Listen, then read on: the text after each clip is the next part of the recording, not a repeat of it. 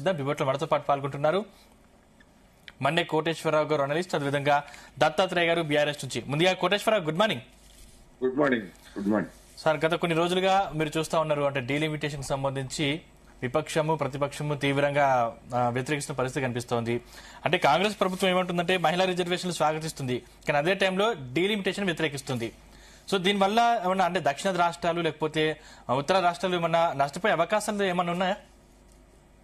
ఇప్పటి వరకు కేంద్ర ప్రభుత్వ పెద్దలు, అదేవిధంగా బీజేపీ పెద్దలు కూడా 50% సీట్ల పెంపుదల దేశవ్యాప్తంగా ఉంటుంది అని చెప్పారు. అది జనాన్ని ఇప్పటి వరకు మోసం చేశారు.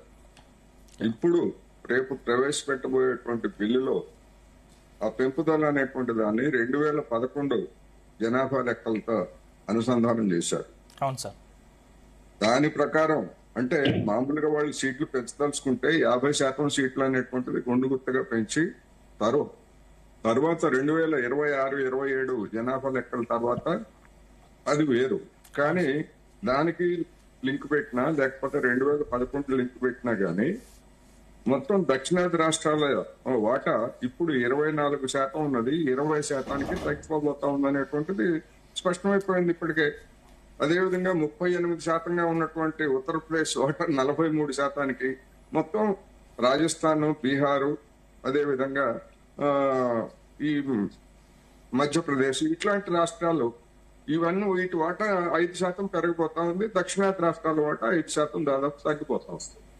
ఈ తగ్గేటువంటి క్రమంలో అత్యధికమైనటువంటి సీట్లు తమిళనాడు, కేరళలో, ఆంధ్రప్రదేశ్ లో, తెలంగాణలో కూడా తగ్గే అవకాశాలు ఉన్నాయి. ఇప్పుడున్న సీట్లు పెరుగుతాయని అనుకుంటున్నారు చాలా మంది. తగ్గే అవకాశాలు కూడా ఉన్నాయి. ఇప్పుడున్నటువంటి సీట్లు కూడా తగ్గే అవకాశాలు ఉన్నాయి. అందుకని బీజేపీ ఆడినటువంటి నాటకం ఇప్పుడు ఈ బిల్లుని అంటే మహిళా రిజర్వేషను, డీలిమిటేషను, 2011 జనాభా లెక్కలను మొత్తం కలగలిపి పెట్టి ప్రతిపక్షాలు మహిళా రిజర్వేషన్లకు వ్యతిరేకం అనేటువంటి ఒక రాజకీయపరమైనటువంటి దాడి చేయడానికి వీలుగా ఇప్పుడు ఒక దుష్టాలోచనతోటి కేంద్ర ప్రభుత్వం ఈ బిల్లు తీసుకొచ్చింది. అందువలన నిజానికి మహిళా రిజర్వేషన్ బిల్లుకి ఎవ్వరూ వ్యతిరేకం కాదు. 2023లో ఆ బిల్లును ఆమోదించినప్పుడే ఇప్పుడున్నటువంటి 543 స్థానాల్లో 33% మహిళలకు కేటాయించి ఎన్నికలు జరపండి అని చెప్పారు. కానీ అప్పుడు కేంద్ర ప్రభుత్వం ఏం చెప్పింది, జనాభా లెక్కల తర్వాత డీలిమిటేషన్ ఇవన్నీ కూడా అప్పుడు కబుర్లు చెప్పి అప్పుడు వాయిదా వేశాం. మరి ఇప్పుడు ఆ జనాభా లెక్కలు తేలలేదు. మరి ఇప్పుడు డీలిమిటేషన్ కి మరి మధ్యలో ఇంకా ఎన్నికలకి 3 సంవత్సరాలు సమయం ఉంటాయి.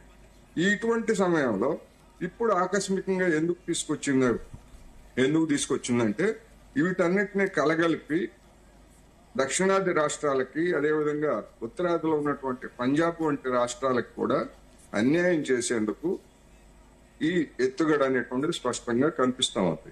అందుకని మొత్తం మీద చూసినప్పుడు ఇప్పటి వరకు 50% యూనిఫామ్ గా అంటే ప్రతి రాష్ట్రంలో ఉన్నటువంటి సీట్లు 50% పెరుగుతాయని జనాలు అనుకుంటున్నారు. కానీ అటువంటి అవకాశం లేదు. 2011 జనాభా ప్రాతిపదికన అనే పేరుతోటి దానికి లింక్ చేయడంతో ఉన్న సీట్లు కూడా దక్షిణాదిలో తగ్గిపోయేటువంటి అవకాశం ఉంది. అందువలన స్టాలిన్ పిలిపించినట్లు లేదా జనం మళ్ళా వీధుల్లోకి వచ్చి ఈ అన్యాయానికి వ్యతిరేకంగా పార్టీలతో నిమిత్తం లేదు, ప్రతి పార్టీకి నష్టం. బీఆర్ఎస్ కైనా, బీజేపీకైనా, కాంగ్రెస్ కైనా లేదా ఇంకో పార్టీకైనా, డిఎంకేకైనా ప్రతి పార్టీకి నష్టం. అందుకని ఇది ఒక దుష్టాలోచన అనేటువంటిది సీట్లు పెరిగితే దాదాపు ఇక్కడ కూడా ఎంపీ సీట్లు పెరుగుతాయి, దాదాపు 15 నుంచి పెరగవండి. అదే పెరగవు. దక్షిణాదిలో 24% ఉన్నటువంటివి 20%కి తగ్గిపోతే ఏ రాష్ట్రంలో తగ్గుతాయి? ఆంధ్రప్రదేశ్, తెలంగాణ, తమిళనాడు, కేరళ, పాండిచ్చేరి, కర్ణాటక ఈ రాష్ట్రాల్లో మరి తగ్గితే ఎవరు తగ్గించుకుంటారు? తగ్గనన్నా తగ్గుతాయి, లేకపోతే యథాతథంగానైనా ఉంటాయి. అందుకని ఈ బిల్లు పెట్టిన తర్వాత అది అసలు విషయాలన్నీ కూడా ఇప్పుడు బయటకు వస్తాయి. నా అభిప్రాయం ప్రకారం తెలంగాణలో కూడా 1-2 సీట్లు తగ్గినా ఆశ్చర్యం లేదు. అదేవిధంగా ఆంధ్రప్రదేశ్ లో కూడా 2-3 సీట్లు తగ్గినా కూడా ఆశ్చర్యం లేదు.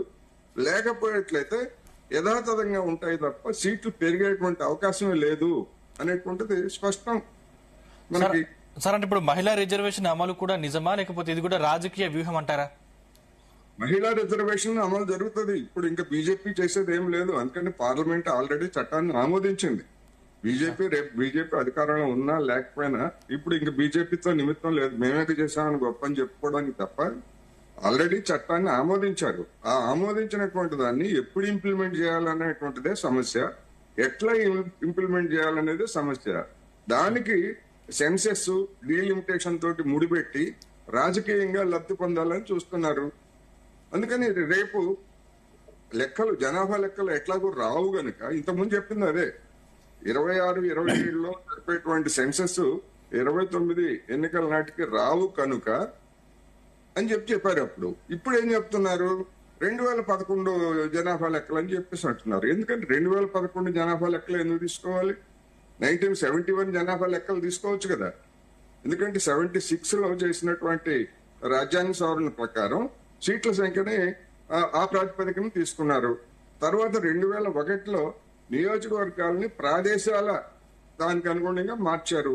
సీట్ల సంఖ్యను ఏమి పెంచడం కానీ తగ్గించడం కానీ చేయలేదు. అందుకని 2011 అనేటువంటి దానికి 8 ప్రాతిపదిక. ఈ 2011తో కూడా దక్షిణాది రాష్ట్రాలకి, అదేవిధంగా ఉత్తరాదిలో ఉన్నటువంటి పంజాబ్, హర్యానా వంటి రాష్ట్రాలకి, కొన్ని రాష్ట్రాలకి, ఎందుకంటే జనాభా నియంత్రణ అమలు జరిపిన కారణంగా జనాభా పెరుగుదల అనేటువంటిది ఈ రాష్ట్రాల్లో బాగా తగ్గింది. తగ్గిన కారణంగానే లోక్సభ సీట్లలో కూడా అన్యాయం జరిగేటువంటి అవకాశం స్పష్టంగా కనిపిస్తా ఉంది ఇప్పుడు. Okay, right. దత్తాత్రేయ గారు గుడ్ మార్నింగ్. గుడ్ మార్నింగ్ అండి. సో ఏం చెప్తారు అంటే డీలిమిటేషన్ పై కీలక నిర్ణయం తీసుకోబోతుంది